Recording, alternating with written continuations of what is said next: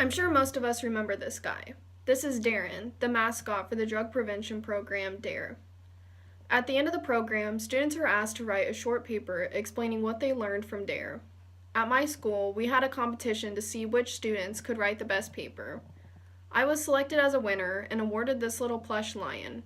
I remember talking to my friends and cousins shortly after the completion of the program, telling them that I never wanted to touch drugs or alcohol, but that vow was broken 3 years later. I began drinking at 13 and smoked marijuana for the first time at 14. One may respond that I am a rare case, but that's far from the truth. By my senior year, the majority of my class was drinking and had smoked. By our freshman year of college, a handful of them were doing cocaine and some even selling it. So how come all these kids that I graduated DARE, including myself, are doing these things that we swore we never would? It's because DARE doesn't actually work. How come we still see this program in our schools? I will explain first by giving a brief overview of the history of DARE, then shedding light on the corruption, and finish by sharing about their move towards a better curriculum. DARE was founded in 1983 by Los Angeles Police Chief Daryl Gates in the Los Angeles Unified School District.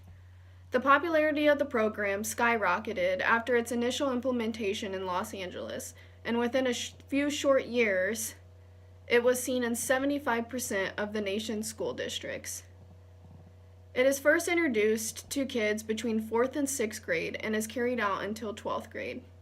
Their mission statement is to create a world in which students everywhere are empowered to respect others and choose to lead lives free from violence, substance abuse, and other dangerous behaviors. They aim to achieve this goal by having a police officer lecture about the dangers of drugs, alcohol, and tobacco. In other words, they aim to achieve this goal through scare tactics. By the 1900s, questions began to arise about the validity of this approach. Scientists began to run studies to find out, and they quickly discovered that DARE did not reduce the amount of kids that would later consume drugs, alcohol, or tobacco. As the truth began to pour out about DARE, the truth of DARE supporters' true colors began to as well. Researchers of the program began having their jobs threatened by false tip-offs provided by DARE. A professor at a university in Illinois claimed that he would never look into the program again after having been investigated because someone accused him of attempting to sell drugs to campus students. Many researchers began backing off, but the Justice Department came up to bat. They commissioned the Research Triangle Institute to perform a meta-analysis of DARE. Once they too reached the conclusion that DARE was ineffective, life began getting strange for those researchers as well.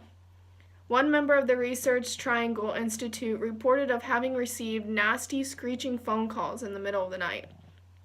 DARE managed to instill so much fear in the members of the team that they decided not to release the findings of their study. But by 2011, their annual budget had dropped from $600 million to $3.6 million, and DARE came to terms with the fact that they would have to find a new curriculum anchored in science. This brought about the birth of DARE's latest program, Keeping It Real. Co-developer of the new program, Michelle Miller-Day, states, "It is not an anti-drug program, it's about things like being honest and safe and responsible."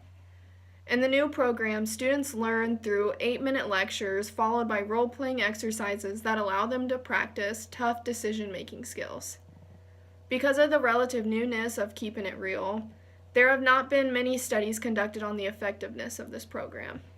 However, the co-developer, Michelle Miller-Day, has concluded through his research that the program is effective. There is hesitation to believe this study due to the invested interest of the researcher, but for the sake of future generations, we hope that this study has not been muddled. While some may feel a surge of pessimism about this information, I feel optimism. The first step to making things right is learning about the problem. All we can do is redirect our pessimism and sad feelings about the situation to passion, which is what we need to change. Thank you.